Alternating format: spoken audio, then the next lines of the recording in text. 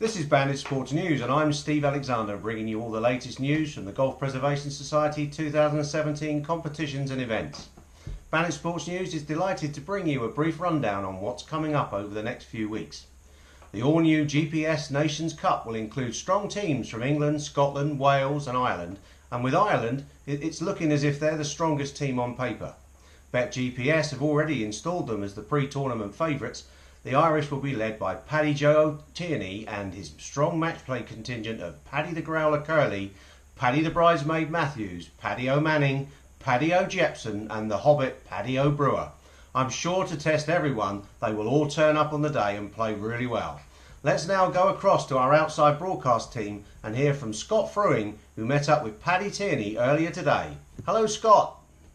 Good afternoon. This is my interview as the GPS Irish team captain. Asked, do I feel any pressure as pre-tournament favourites? This is obviously a ploy to try to destabilise the Irish team in their preparation of defeating the Four Nations Cup. I mean, looking at all the teams and having played alongside most of the competitors, I couldn't see any favourites. Having said that, someone's running a book. I would appreciate the odds on the Irish team. You never know, I may have a flutter. I'm not concerned with the loss of Growler's beard. Will it affect his game or balance at all? Not a problem with the lack of facial hair on Graham. My only concern is that the man holds the club in his left hand. Now left-handers, they're just wrong on a golf course. The mental state of Jepson after a messy split with Mr. Voller. Now I've spoken in depth with both Andy and his relationship counsellor, and we've seen on a regular basis since the split. And I'm happy to report that he's now burnt all 12 copies of the Addams Family film that he had, and also destroyed all of the posters of Uncle Fester that had covered his happy room.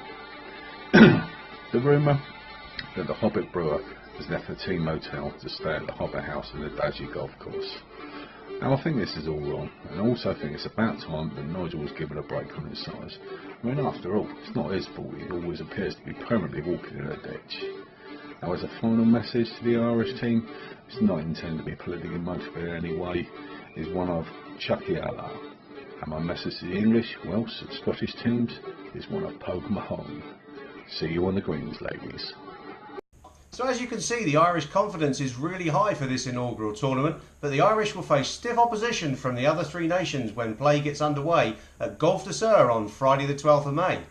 The Golf de Sur course is sure to throw up some challenging golf, especially if the wind is strong on the north course, but with current club champion Taffy Alderman, Taffy Cherrett, Taffy Voller, Taffy Whitaker and GPS club captain Taffy Kerry, the Welsh have the players to really compete for the title.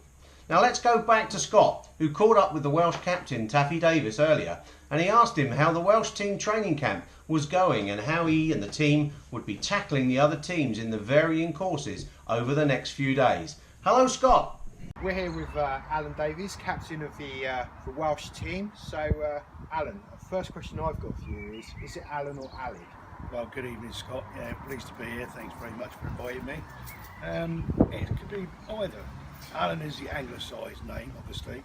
But Alan will do for Tenerife, I think. Good. You've got some great players in the team, some big characters. One of the questions I'm keen to know is, bearing in mind his love of chips, are you bringing out extra chips for Phil Voller? Phil Voller, yeah, I mean, I know he likes his chips, but I didn't think there was any casinos around that we had to take extra chips for.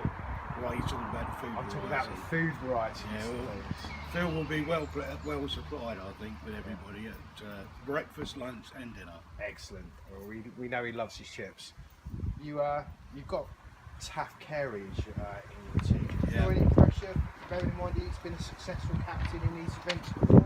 Well, he was going to be the captain this year, but he wanted to concentrate on his game, considering he's defending. Yes, he's a big player, but every other team has big players. So I don't think there's much in it as to him being head and shoulders above everybody else, but he'll hold his own. And you have got some strong players. You've got Taff, you've got Alderman, Tom Cherrett.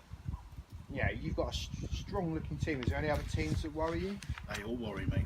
They're all good teams. They've all got big hitters in there. Not a lot in the handicaps, average-wise. I think we're the second highest handicap, average-wise. out of the full team. So it's going to be interesting. And any chance you can give us some sneak peeks on the on pairings or anything like that? I wouldn't want to divulge pairings yet, and it all depends on the draws when we get out there. So yeah, I've got things in mind, but we'll see. We'll consult as a team. And I think the final question I had is, in terms of the venue, any truth to the rumour that Colin Whitaker's struggling with the fact it hasn't got Thursley in there? That's a bit of an unfair question, isn't it? It hasn't got East Horton in it either, and I think there's a lot of people who would like to play East Horton, but I think Colin will be fine. Once he gets the first day out of the way on the Thursday, gets a bit of practice on the 9 holes, he'll be fine. Alan, it's been a pleasure. Good luck. Thank you very much, Scott. See you there. Over to you, Steve. Okay, so now let's look at the England team. They will be led from the front by the charismatic Tommy Solon. He captains a team of wily old players, including Tommy Arthur Brewer, Tommy Rigor Mortis Miller, Tommy the Bandit Alexander, Tommy Woody Genvy, and let's not forget Inspector Gadget himself, Tommy Fruing. On its day, this group are certainly capable of producing the necessary golf to win these matches. They are all traditionally slow starters, but by the time day 2 at the exclusive Las Americas Golf Club comes along, all the teams should be playing well, which will stand them in great stead for the final day at Costa Adeje Golf Club. That is a real test of golf, especially on the super fast greens. Let's now hear from Tommy Solon, who met up with roving reporter Scott Fruing earlier to discuss the way the team would approach this new event. Dan, clearly as England captain you must feel confident playing a bunch of provincial Celts. Scott, let's be honest, look at our team, full of pure talent, drive, determination and winning spirit. Let's look at the other teams a minute. Is there anything to worry about? Not really. We have a number of tricks up our sleeves which they will have to look out for. So Neil Brunton and Mark Alderman should watch your backs. We all know the weaknesses of the teams and will go straight for that. I will hide Ian Garland's suntan lotion, Alan Davis's cigars and Mark Alderman's hair wax. So how is the team feeling? The team are feeling good. Malk Genvy has ironed everyone's pants and Steve has polished everyone's balls, so what more could you ask for? The location will be amazing with sun, sea and plenty of sand for the Irish. We are going in very confident. They won't cause a wedge between us and we will be driving for victory. The England team has some big personalities like Mark Brewer and Malcolm Miller. Are you comfortable with the team's dynamic? Is everyone blending, and are there any pairings that jump out? The team is full of very big personalities, egos and bellies. The all-you-can-eat meals may cause an issue if the boys let off the leash, so I will have to control that. I will just hope Joe Tierney gets to the buffet first. With regards to the pairings, I am confident I can pair any together, but Steve and Mark will be first out, followed by the Malks and then me and you, Scott. I am that confident people can know the pairings beforehand. Or am I bluffing? Is it true Malcolm Miller has said be lucky to every golf ball he has brought out with him? Are you concerned about this? Bearing in mind every time he says this he hacks it out of bounds. If it works, eh? Maybe Nigel Brewer should start saying it because I have seen his drives recently. Miller is in top form and the teams should be scared to play him. And finally, are the limits on gadgets any concern and will it affect any of your team? Nah, not at all. All the gear, no idea, won't affect us. We will play the course and get value for money by hitting bunkers fairways and any water if there is any. The biggest concern will be the sunburn. You heard it here first. England will win and Wales will come last. Thanks very much, Dan, and good luck. That's great, Scott. The format for this GPS Nations Cup will see each country playing against each other in a round-robin tournament. Every day, spectators will see 4 single matches as well as a 4-ball better ball pairs match. Each match will offer teams the chance to secure a point for winning a match and half for a tie. Obviously, the losers don't get anything at all. The pairs matches will give captains the opportunity to bring together players with differing skill sets, and each day they must feature a different pair, meaning each player over the 3 days will take part in 1 pairs match and 2 singles matches. BetGPS have installed the Scottish team as the outsiders for this event, but the Kilted Warriors could prove to be real dark horses for the competition, especially if Captain Jock McBrunton gives his traditional Braveheart speech before each match. McBrunton talked candidly to Scott Fruings earlier today about his lineup that includes Jock Homer McLeod, Jock down the middle Ianson, Jock 50 Shades Grey, Jock the Chef Garland, and wee Jock McAleer. Here with Scotland captain wee Jock McBrunton. So, Jock, how are you feeling about the events ahead? Yeah, feeling very confident. The team have been training hard. We've done altitude training, done meditation. We've done the lot. We're ready to go.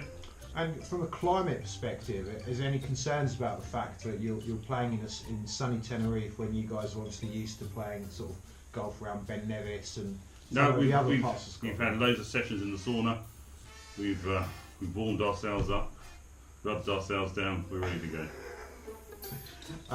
One of the questions I did want to ask is, you are well known in previous events for defacing the golf courses of Tenerife with a red flag of a random team from Hampshire. I haven't heard these rumours. Are we likely to see anything like that this year? Maybe a We flag? like to keep a few things under our hats, but let's just say we will be well represented on the golf course That's good to hear. by a 6x4 figure. Speaking about a team, you've got a strong team. You've got some interesting characters in the team. I'm intrigued to know, Dave Ianson's well known for the fact of no matter how hilly the golf course, he insists on carrying his bag. Even though there'll be buggies supplied, are we expecting Mr. Ianson to walk the entire way all weekend with his bag on his back? He's a strong lad. Very strong lad. He just likes to keep himself in trim. Oh, we'll wait. So I imagine he's walking around and playing 36 holes. Any views on pairings? Any sneak hints on what pairings we might see? I've had them written down now in a locked safe at home. On got the characters sorted out. So yeah, we're gonna pair together very well. Anyone you want to give us a little hint about? I would hate to ruin the surprises. So we'll have to wait till Thursday night. You will have to wait till Thursday night. Okay, Captain Brunson's keeping it close to his chest, as you can see. Keeping it under his hat. One match I think a lot of people would really like to see is the Battle of the Midgets, with Reed Jock McAleer versus Hobbit Brewer. Right. Any chance we might see that happening on over the weekend? Unfortunately, it's a sealed team, so we cannot pair anyone with anyone. It's disappointing. It's a draw. I think that is a game a lot of people would like to see. It could come out of the hat. It could. Certainly, Jimmy Cranky would love to see a game of that absolutely. time. And final question for me. A lot of people are saying this tournament is Scotland's payback for a referendum for being a second-class nation. Any comments on that? Give me names and I'll find out exactly what they mean. Well, I think most of the England team. Who's disfiguring our team? Who just see Scotland as sort of a mildly comic figure, really. We'll find out on the golf course. Only the quality of the golfers will show Well, who is the quality team and who is the underdogs. and that we'll see. So, Jock McBrunton, it's been a pleasure. Good Thank you luck. very much. Thanks, Scott. So it's clear this inaugural GPS Nation Cup does not immediately have a clear winner, and it is clear from the 4 captains that they all feel they have the chance of winning the event.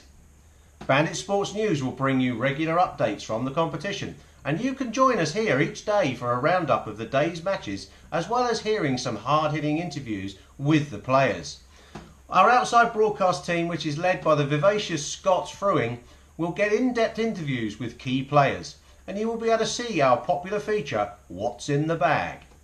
We hope to bring you a reaction from each captain daily, and you could also be able to tune in and see the live Kangaroo Court each evening in the presence of GPS Judge Miller, who presides over the day's offences.